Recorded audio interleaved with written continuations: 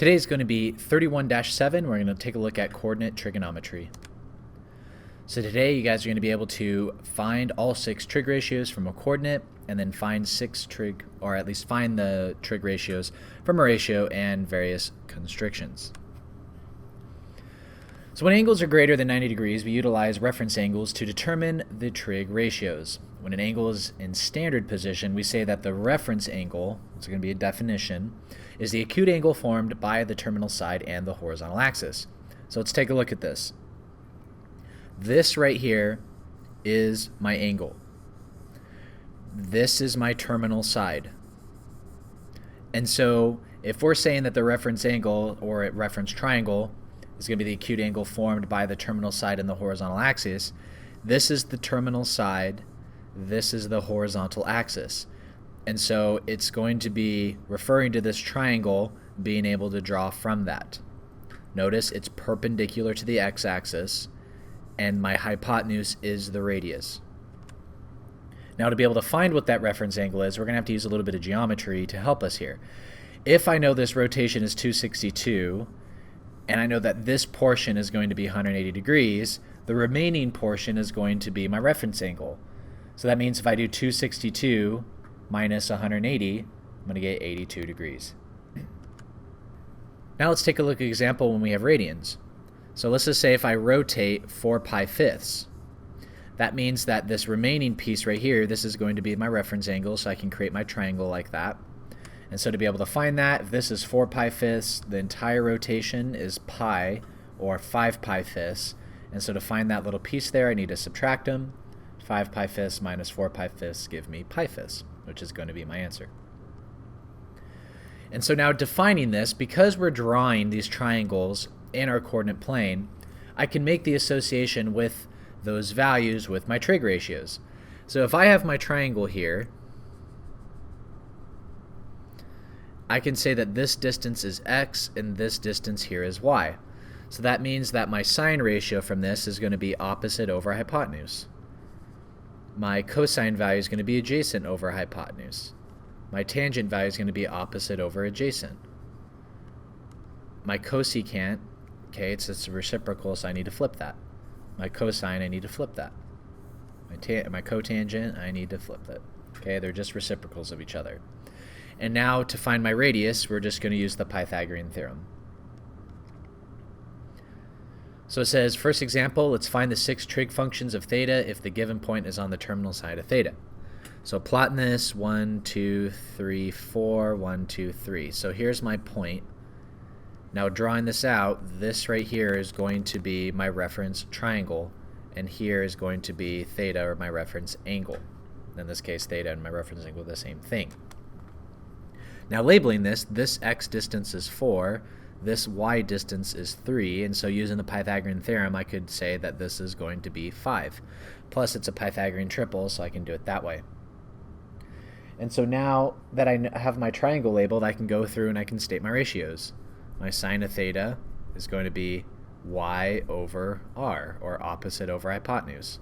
My cosine of theta is going to be adjacent over hypotenuse. My tangent of theta is going to be y over x. My cosecant, remember they're just reciprocals, so you flip it. Secant, they're just reciprocals, so you flip it. Cotangent, they're just reciprocals, so you flip it. And so those are going to be my 6 functions. For this next one here, if I were to plot this value, -5 and -5, I'm going to get this value here. And so here's going to be my triangle. My reference angle is this, even though my rotation is going to be this. So now labeling this is going to be -5 and this is going to be -5. Now if I use the Pythagorean theorem, this is going to be 5 root 2. And so now going through and stating my triangles, my sine value is y over r, which is -1 over root 2, which is negative root 2 over 2.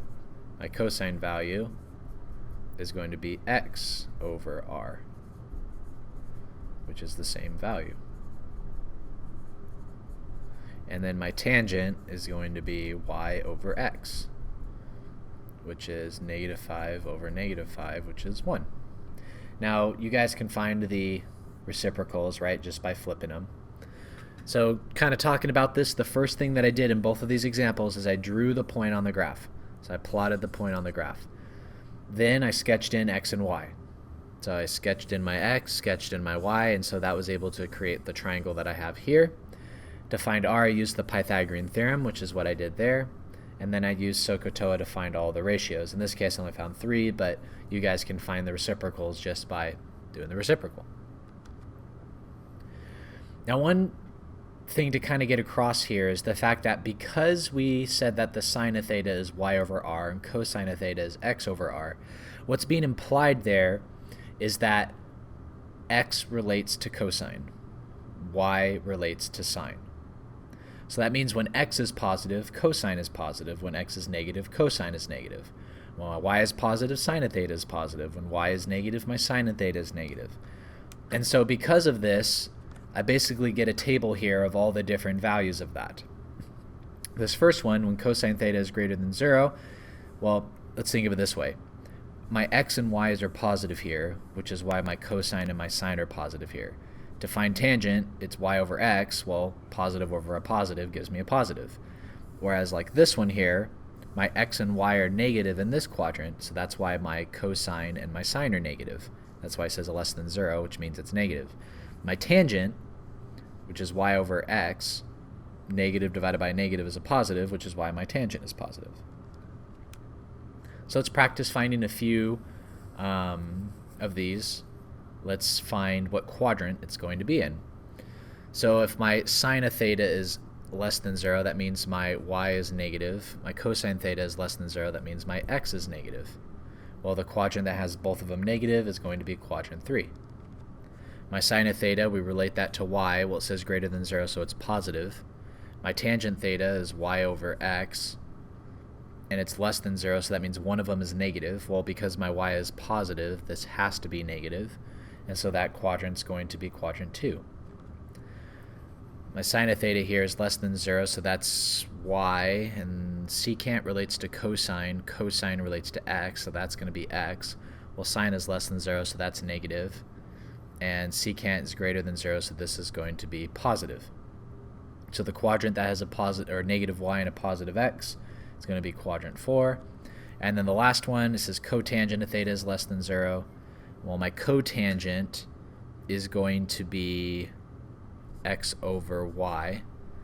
Cosecant, it says it's less than 0 here, so I don't know which one's negative. One of them has to be negative, though.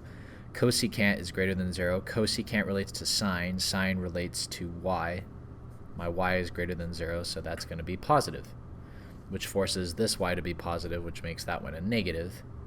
And so negative x and a positive y, that's going to be quadrant number 2. So now we're going to use this concept to be able to find what quadrant our reference triangle is going to be in, to be able to find whatever ratio it's looking for. So it says given sine of theta equals 15 over 17 and secant of theta is less than 0, find cosine. So that's what I need to do. I need to figure out what quadrant I need to draw this in, because the triangle is going to go somewhere.